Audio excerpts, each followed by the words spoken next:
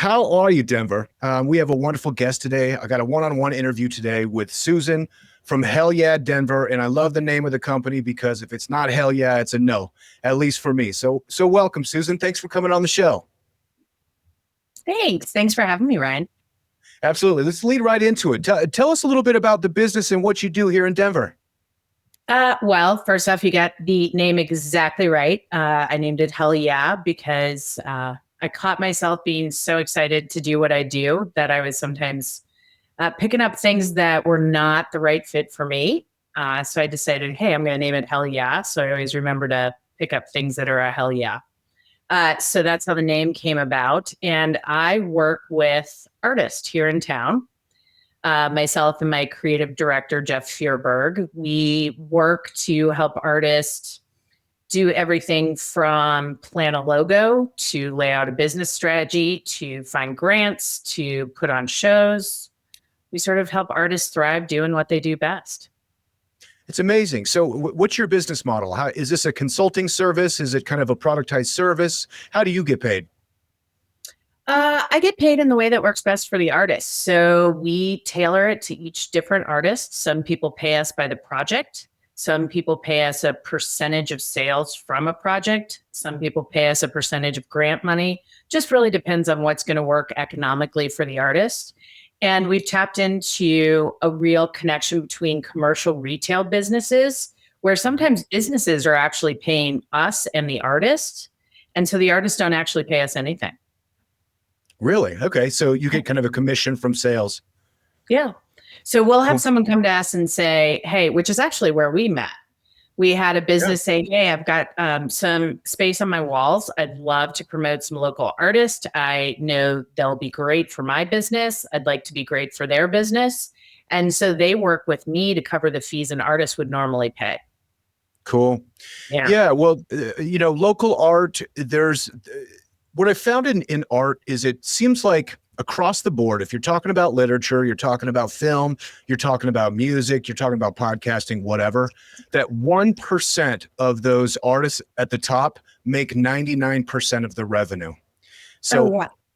yeah, it's like you walk into a bookstore, which is the only bookstores you see these days are in the airport, and you have Stephen King novels, you have Dan Brown novels, you have J.K. Rowling, and that's about it. So it's like even in literature, you see that with novels. So art is the same way, which is to say that like for people that are supporting local artists, those are generally speaking the people that are trying to work up to that 1%. So really, as you're thinking about a career, it's not necessarily the fulcrum of commerce. So talk to us about your journey and how you decided to choose this particular area to kind of focus your professional life on. I've had many hats in my professional life. I went to University of Colorado. I have an English major Let's go and Buffs. go Buffs all the time. I have rabid Buff fans in my son and my husband. So many Buff games happen here. I really have done a lot of things that have contributed to where I've brought all my skill set together. I've been in corporate America. I was there for 15, 17 years. Some of them I don't remember. And I learned financing. I learned strategy. I learned mission statements, marketing, advertising. It was a great setup for a few years ago. A good family friend of ours passed away, local artist Bob Ragland. And for anyone who knows Rhino, he has a library named after him in Art Park Rhino, the Bob Ragland Library. And Bob was a great friend. And anyone who knew Bob liked to remember that Bob talked all the time about art life. And he was really big on marketing, always having a business card.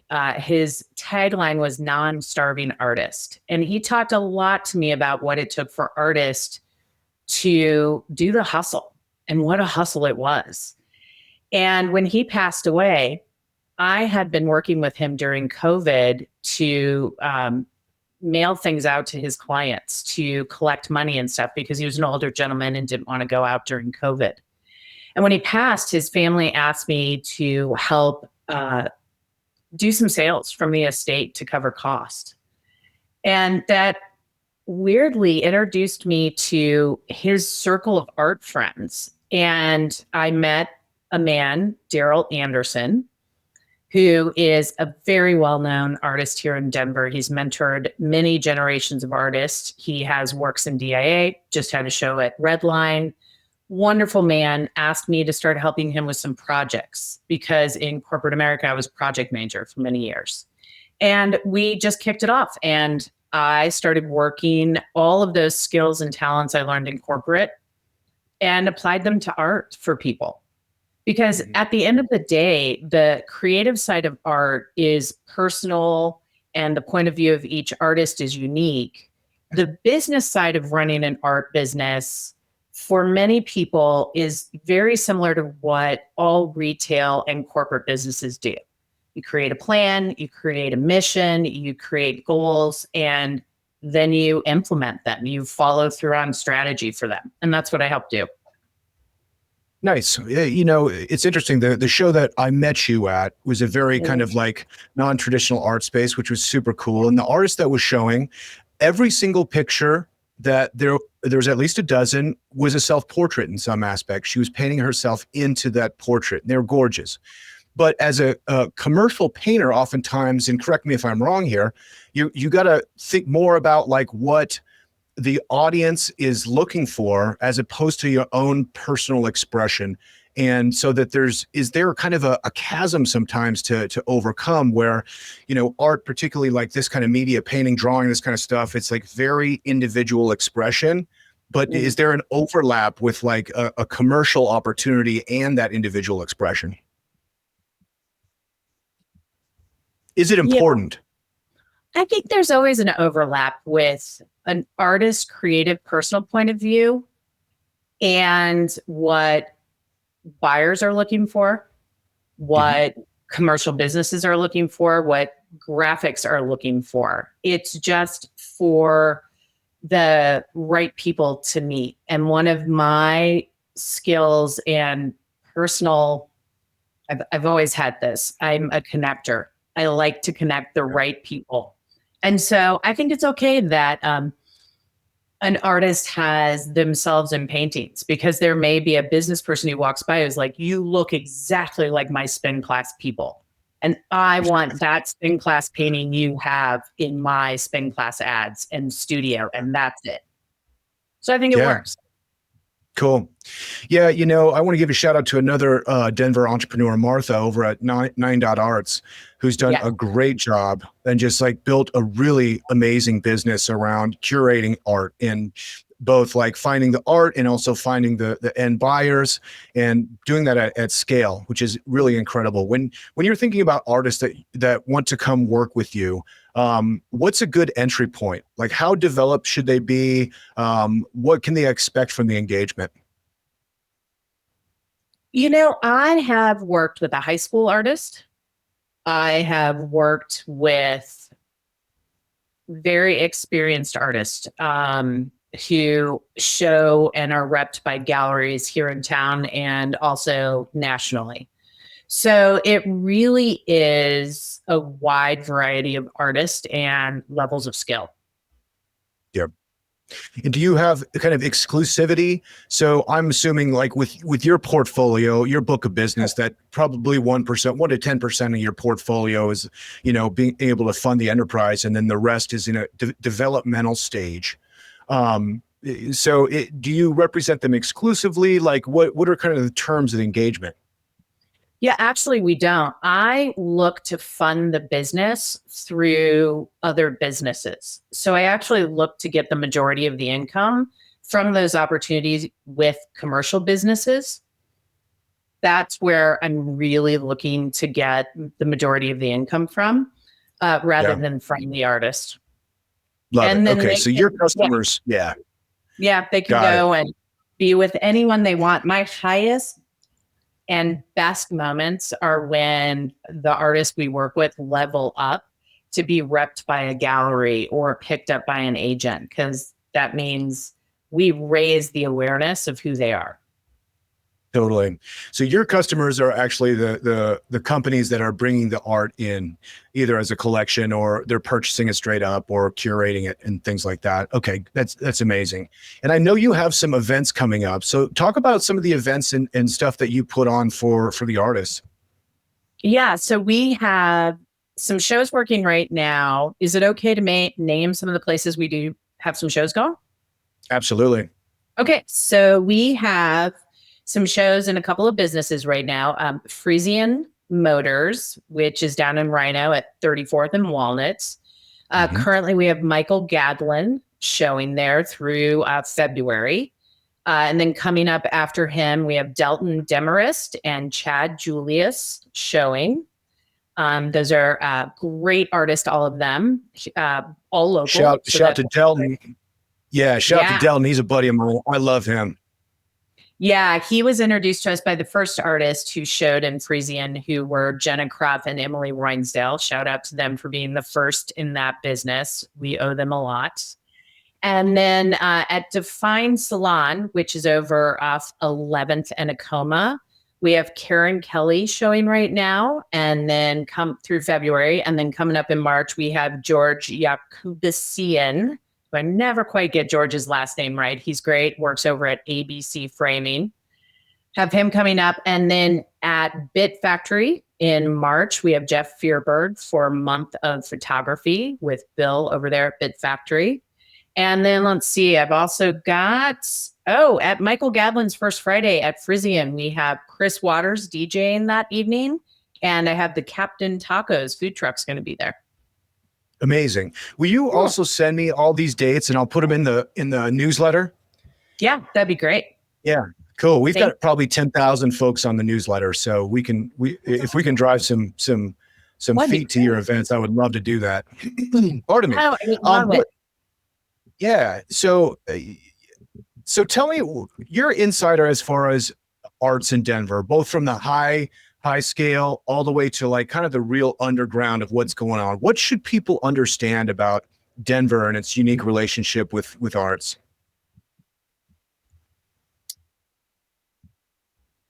I think what's fascinating to me about Denver arts is, so my first experience of Denver arts was watching skateboarders down off the 16th Street Mall in 1984 after visiting Wax Tracks, which for me being from the Kansas City area, I thought that was so cool.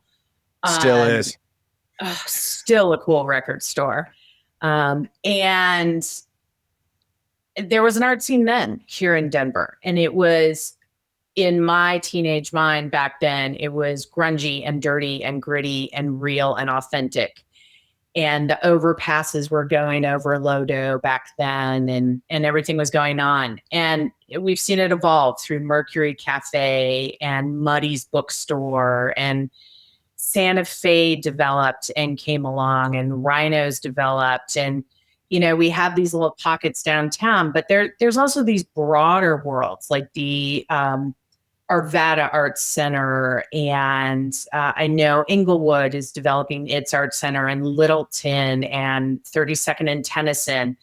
I think that the art scene in Denver is richer and deeper than many of us know. And I also think it's a lot of self-sustaining artists who really desire local support from people around town, who it's just as easy to buy from a local artist who's showing at a collective in Santa Fe or at 40 West. It's just as easy to buy an original print from them or an original piece of artwork for a reasonable price for your new home in Denver as it is to go to a retail chain store. And it means so much to the community of artists here to know that the town supports them. Yeah. I think that's Totally really agree. important for people to know. I think it is important, and it's exciting to have original artwork. It's much better. I mean, Yeah. of course, you got a Union Station picture at IKEA, but you can't buy that. You can't put that above your fireplace. What are you doing? Well, and I think people think that if someone has a Union Station picture, even if the local photographer had that bought and it was reproduced, they're not making as much money as people think they are. Yeah. And it's a hustle and it's a grind. And yes, they picked it and yes, they love it, but many of them have second jobs to do this or third jobs to do it. And it's very meaningful when a purchase is made directly from them or through their studio or website or Instagram. So it's always great to check out local artists and do those first Fridays or art walks. I'm going tonight to Denver Art Museum. Sarah Darlene is showing with another artist for a program Denver Art Museum does called Untitled. And Sarah is part of the art scene through Redline. Redline Contemporary is a great organization here in town. So great 100% love place them. all around. Yeah. Yeah. Yeah. Now you mentioned kind of that gritty Denver of yore, and I remember that well. Muddy's, the Merc, Paris on the Platte, Mutiny Cafe. Now it seems like a lot of those people, those South Broadway places, are going down to Inglewood because they're getting priced out. Are there new places, that artists in Denver are kind of coming around? I know Merc is still out there, and shout out to Marilyn and the folks that picked that up and really stayed true to her vision. Are there any other places people should know about? I do think Inglewood is a very interesting place to check out. Nicole, who ran K Contemporary on Santa Fe, has just opened a really big place down there that's going to have art education down there. And I think that's a place to keep an eye on. I think, though, the best way to track locals are to follow podcasts like yourself that are bringing to light small pockets of places. I think following the Rhina website and then the individual artists that are there helps. And I think following gallery organizations like 40 West and then the Santa Fe groups, and then following on Instagram the individual artists, you'll start seeing where things are happening because it always sort of moves around. Yeah. Amazing. We've got a couple more minutes, Susan. This has been so cool. I want to talk about Denver food. Now, do you follow a particular diet or restrictions? Because I'm going to be looking for recommendations. Well, I've heard your last week's podcast where I know you're an intermittent faster and all of that. So I have a great pleasure of working with one of, in my opinion, the best food photographers and brand creator, Jeff Fearberg. Okay. He works in so many avenues. So I'm spoiled. He introduces me to so many amazing foods. In fact, we just had a treat from Dry Storage up in Boulder. They did Lunar New Year, dumplings and pizza. Oh, such a treat. Ooh. And they have the best chocolate chip cookies. So Dry Storage is always a treat when Jeff hooks us up there. Shout out to Dry Storage. I know. So good. Let's see. Who else do we dig? We cook a lot at home here. Ooh, Blue Pan Pizza is one of my son's favorites. So I'd be remiss if I didn't mention our little 32nd Street fan favorite here. Okay, so you're on the north side like me. Yep, we're North Denver, Sloan's Lake. Okay. Yeah. Sloan's shoot, I'm at Quitman in 24th. I'm at 26 in Quitman. Get out of here. Hi, neighbor. I'm literally crazy. I'm the one with the crazy Malamute in the front yard. You walked by my house. The red one? The red one. No way. That's Dave. Shout out to Dave when you go by. Cool. You probably know some of my neighbors then. You know Matt and Erica Carrick?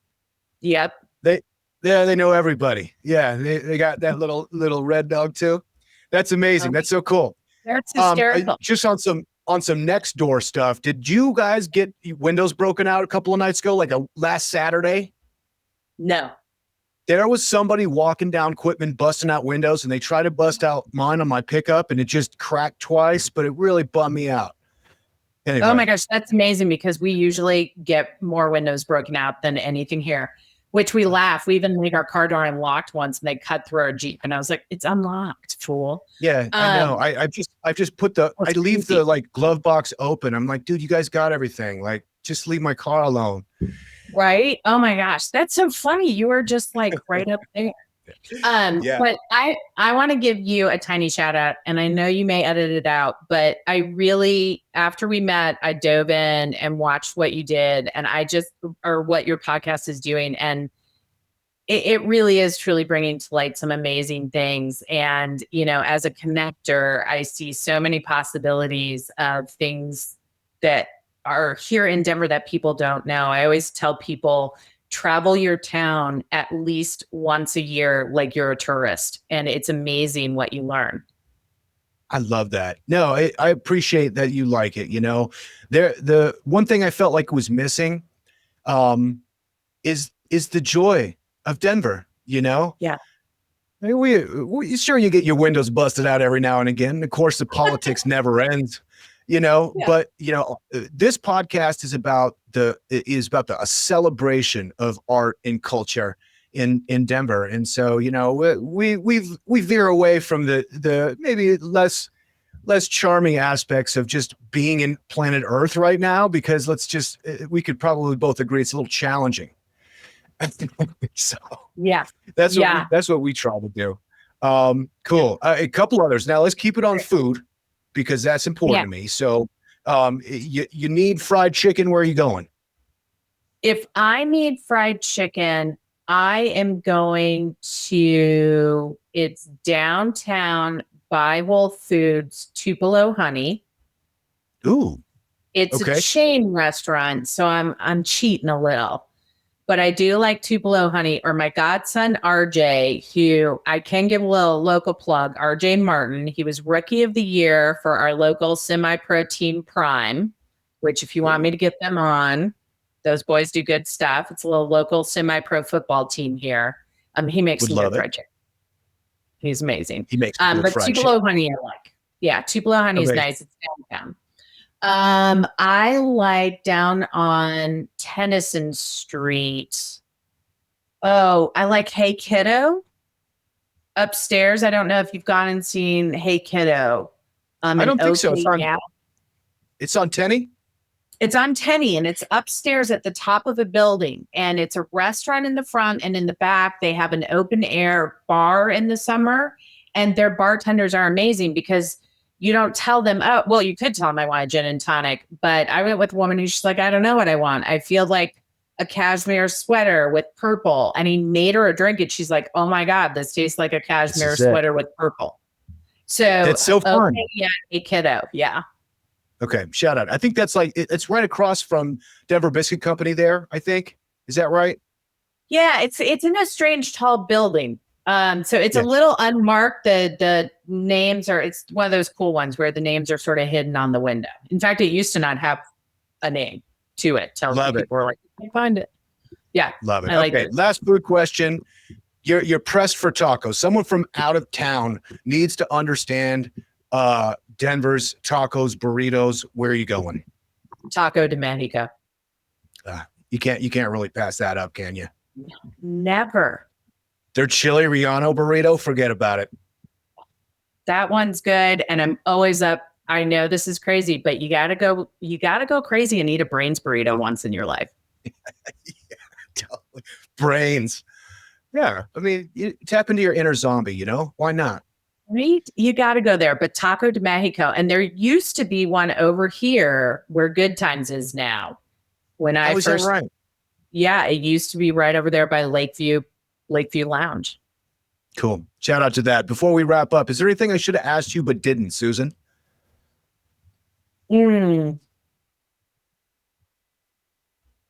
No, I think you covered everything I thought. I'm so grateful you brought me on. Again, I love what you're doing. I love what you're doing too. I know, it was really fun. And thank you to, again, Jenna Cruff and Emily Roinsdale, who brought us together. Walnut Workshop Artists, great little place. I know you're there a lot. I know some 100%. folks over there. And Frisian Motors for bringing us together. New place over there in Rhino. used car, or I guess pre-owned is how we say it, car dealership. That was an interesting place to find art for sure. So cool. So cool. Yeah, Susan, wonderful to meet you. Keep us updated on what you got going on. We're happy to promote all your events and make sure that, people know what's up. You guys can check out hellyeahdenver.com to learn more from Susan. Is there any other place that people should connect with you? We're on Instagram. It's hell_yeah_PR. Got it. That's a wrap. Thanks, Susan. Thanks, Ryan. All right, Denver folks, this one's for you. If you love this city as much as I do, you've got to go over to realgooddenver.com. This is a newsletter, it's a podcast, it's a whole vibe. On the podcast, What's Good Denver, we dive into the things that make Denver, well, Denver. We're talking about restaurant recommendations, local founders, events, and just all around inspiring people that have helped shape the culture in Denver, Colorado. And if you're all about discovering hidden gems, big ideas, and the heartbeat that make Denver, Denver, this is the podcast and newsletter for you. Whether you're a lifelong local like me or new to the Denver area, this is your inside guide to all things Denver. So check out realgooddenver.com and listen to the podcast, subscribe to the newsletter. Trust me, it's everything you love about Denver in one place. That's realgooddenver.com. Now back to the show.